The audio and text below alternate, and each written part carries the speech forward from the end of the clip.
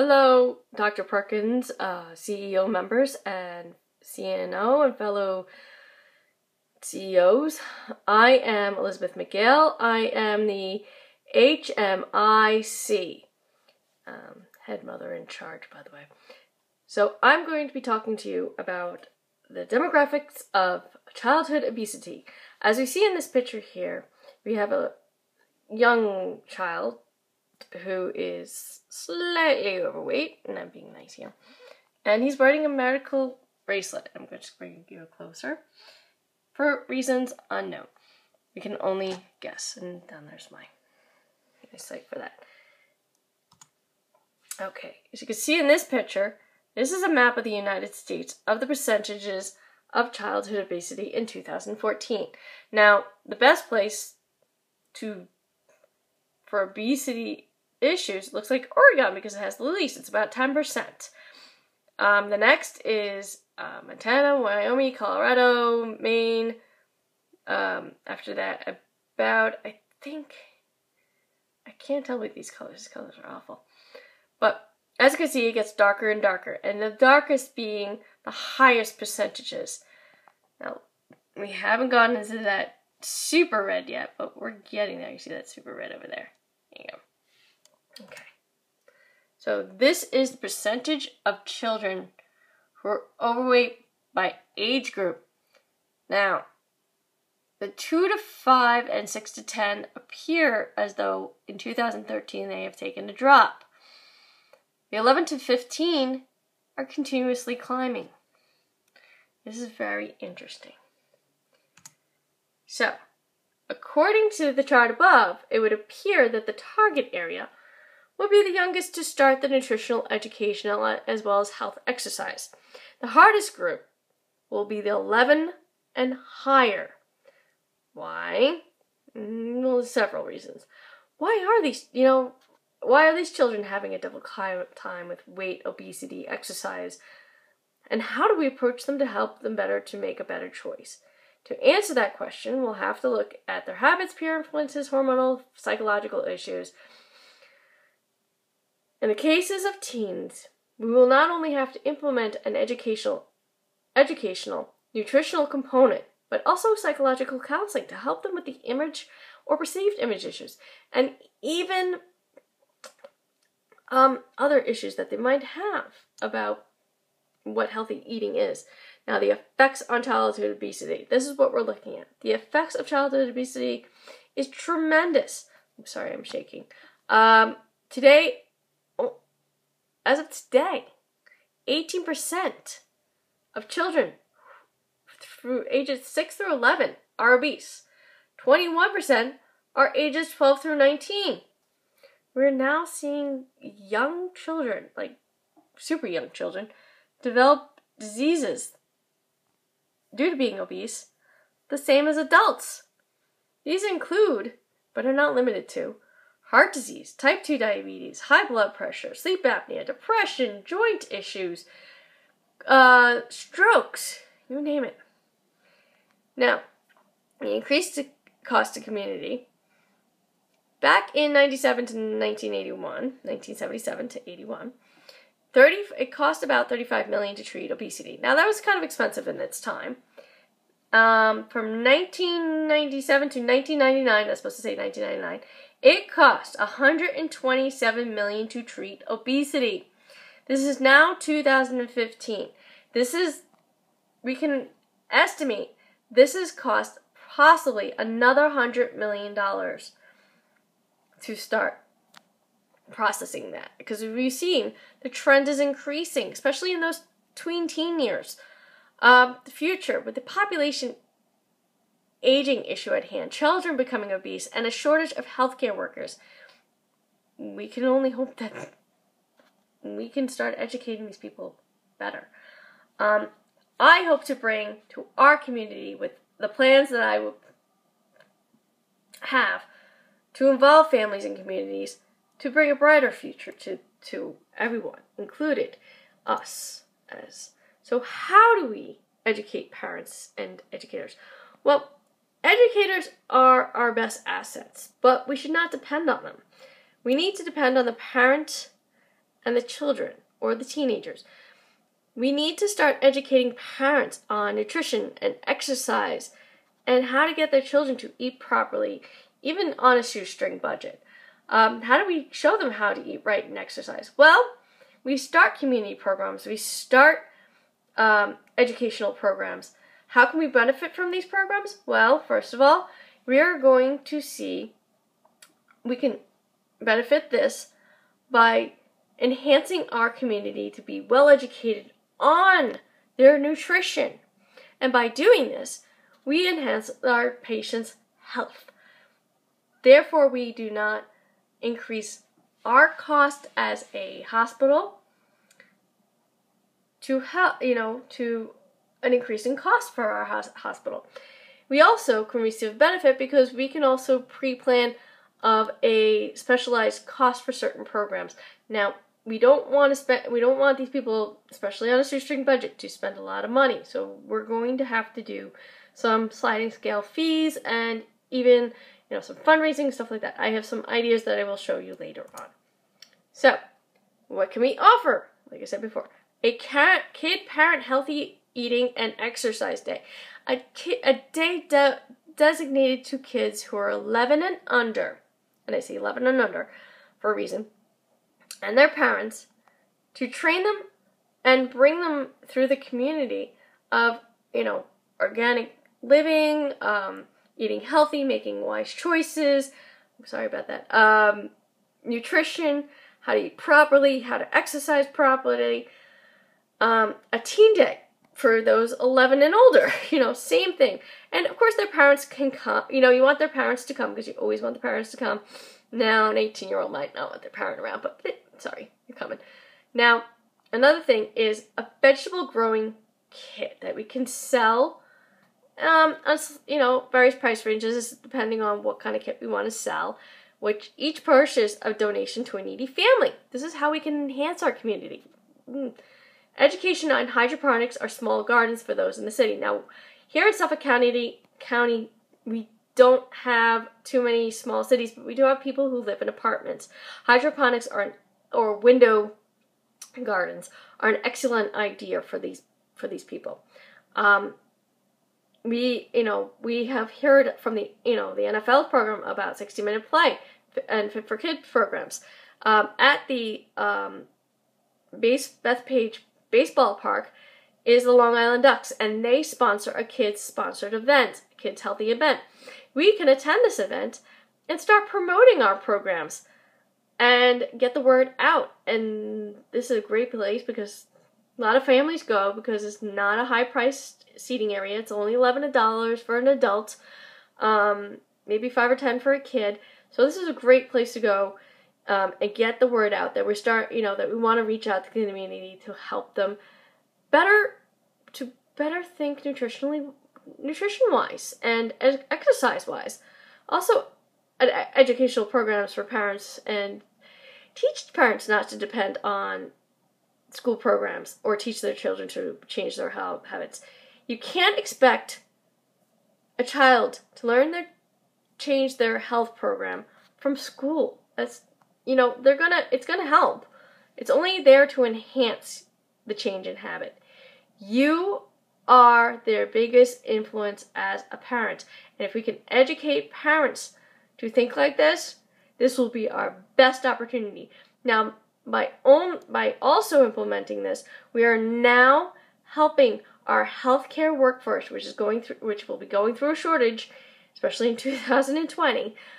We will be helping to increase this because kids who have been there and we can encourage them to help others in healthcare because they've been there. They know what it's like to be sick and say, hey, listen, you can make a difference. So we can encourage them to become healthcare workers or become a part of that healthcare community. Now, programs that other community services offer in our area. Stony Brook Hospital, outpatient physical therapy department. This is run by a doctor, actually. They provide you with a physical therapy therapist or an assistant, a nutritionist. It's a 6-week program, costs $300, which is very expensive in my opinion, but well worth it if you can afford it. They also go to the Long Island Ducks Fit for Kids program. Now, Dr. Peter Morelli, who is through Columbia University, that's also a hospital. Winthrop University is also a hospital. He runs a Fit for Kids or Fit for Life program. Also, same thing. I think he gets a grant for his program. I did call him, but unfortunately, I was not able to get more information for y'all.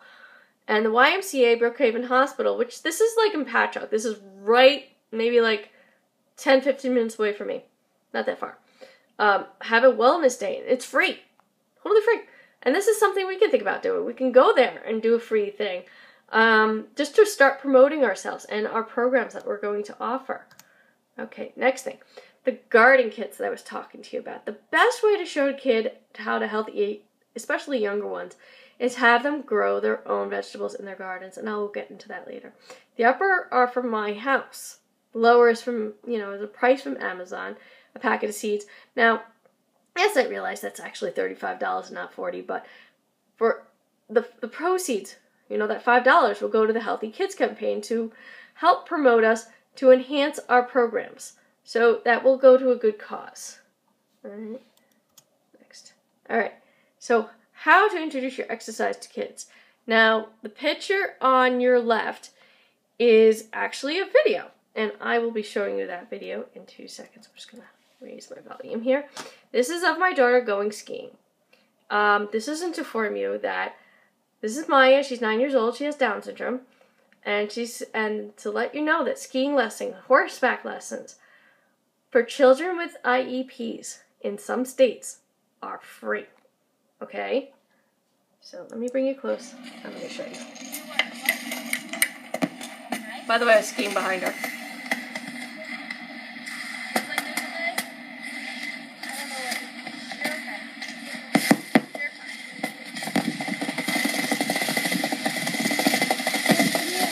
I'm coming.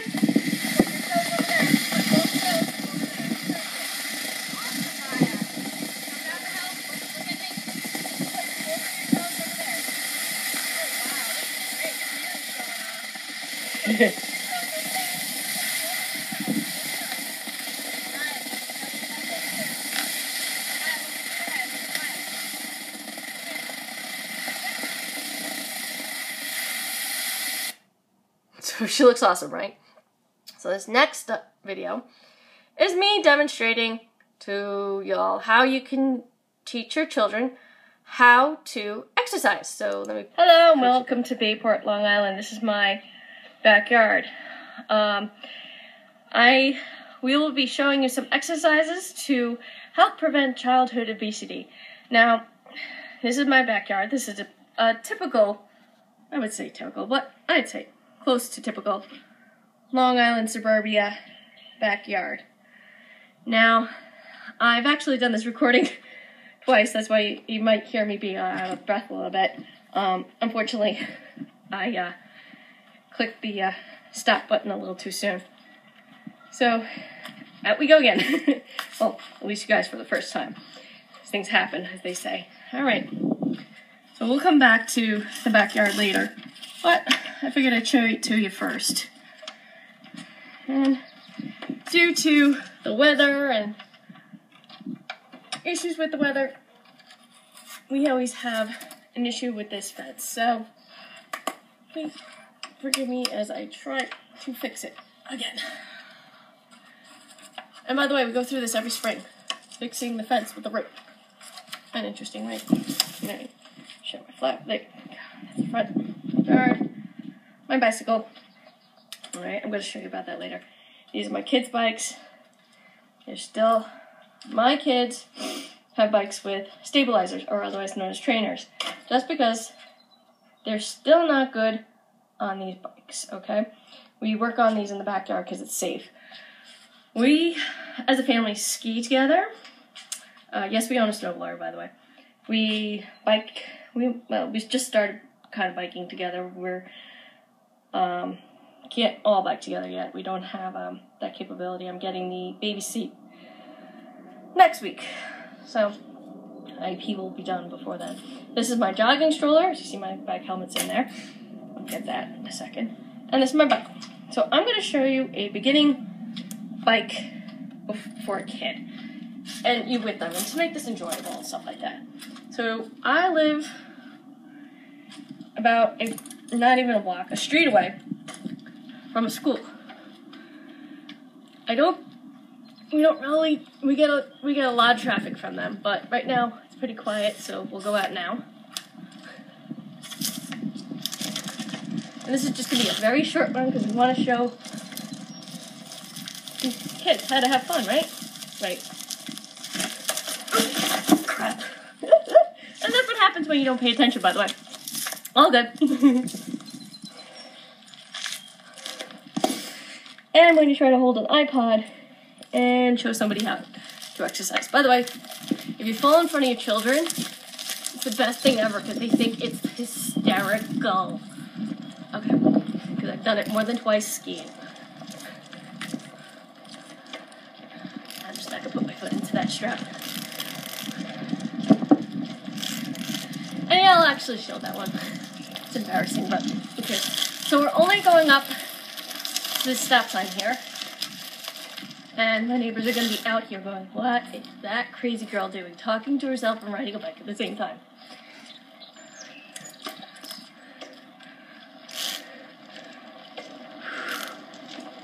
Yay!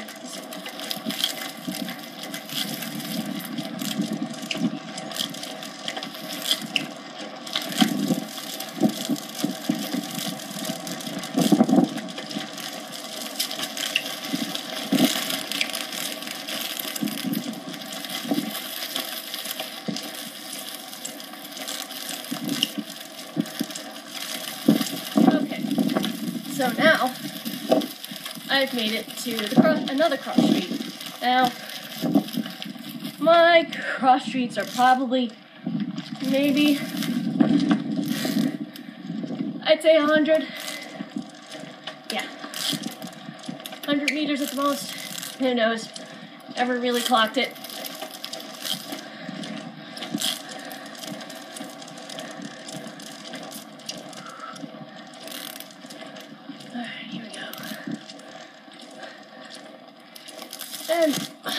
And we're back. And that's about as far as you want to go the first time you're out with your kids. And you might want to do that ride a couple of times, just around your house. And you don't have to go, now your blocks are further than that. You may want to shorten it. You can figure out where 100 feet is, or 100 meters, whichever one you know of, and you have them ride that with you or without you, and you follow behind them. Okay? Make sure you're with them when you do exercises. That way you're making sure they're doing it properly. Even the teens who don't want you near them, just kind of hang out the front, you know, hang out. You don't have to sit there and quote-unquote babysit them, but just to make sure they're doing the exercises right. If they see them doing them wrong, don't be crazy to critique them, especially the teens. The teens are an interesting bunch. But they are very receptive to exercise, especially ones they love. All right, I'm going to show you. I just got to measure myself. Okay, about there. I'm going to show you a few things you can do with your kids, some beginning stuff, okay?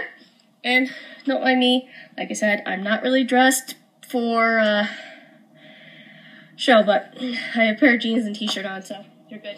So I think, about there. Alright, so everybody thinks, running in place. Yeah, that doesn't last long for kids. What I show or demonstrate to kids is how to do a jumping jack. This is what we start out, we do this physical therapy. Now, to show your kid how to do a jumping jack, you actually start out with their arms first. Have them basic, slow, doesn't really exert too much energy. You can actually change it. You're just getting some range of motion in. all based off of jumping jack, by the way. Okay, so this is how I taught my daughter how to do a jumping jack. She has Down syndrome. So we taught her how to do a jumping jack because she was doing them like, it was kind of strange. So we said to her, this is how you can do it with your kid if they're kind of have coordination issues. So, out, in. Separate the legs from the arms. And keep their arms out. Have them do it 5 times. That's it. And 5. Okay. So, then we can bring the arms and legs together. But not all the way. Out. And make them do it slow. And bring them together. 2. Bring them together. 3. Bring them together. 4. Bring them together. 5. Bring them together. Okay? Now, for the whole jumping jack, up and over, out, down, together, up and over, out, together, and 5 times again. Okay? You can also show your kid some yoga poses. Now, if you don't know yoga, you can YouTube and even look it up. My daughter actually did some yoga when she's doing physical therapy. And she taught me 3. I'm not good at these, so please bear with me. I think this is flamingo or something like that. Don't ask me. Downward dog. Something like that.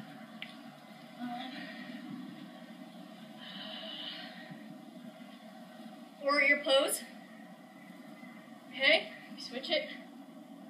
And don't go through these fast. They're not meant to be fast. I'm just going fast so that way you guys don't have to sit there and watch me do this for the extended time. Another great thing is, he's not here because he's decided not to bother me, is my dog. If you have a pet dog, you have the kid play retrieve. You throw your ball to the dog catches it, and you chase the dog. You have him chase the dog for the ball back. Yeah, you kind of always want to teach them to drop, but it's kind of fun when they try to figure that kind of stuff out. Alright, and come towards you guys. Let's see if this comes out well. Let me see. Let me see. No? Hate to. You guys can see me there? Maybe not so much. I think you guys can see me now. Hopefully I won't look too cut off here. So, when you're doing exercises with kids, think of something fun to do with them. If you have a kid who's into Madden, you know what Madden is I think it's the NFL one. Grab a football and start playing football with them. What's your favorite team? Is there the New England Patriots? Are you a New York Giants fan? Are you a New York Jets fan? Whoever. Your team versus their team. For those who are into Black Ops or whatever, Nerf guns, okay? You take your Nerf guns and you play parents versus children, or, you know, mom and daughter versus dad and son, or whatever which way it works out for your family. It'd be a lot of fun. I mean, come on.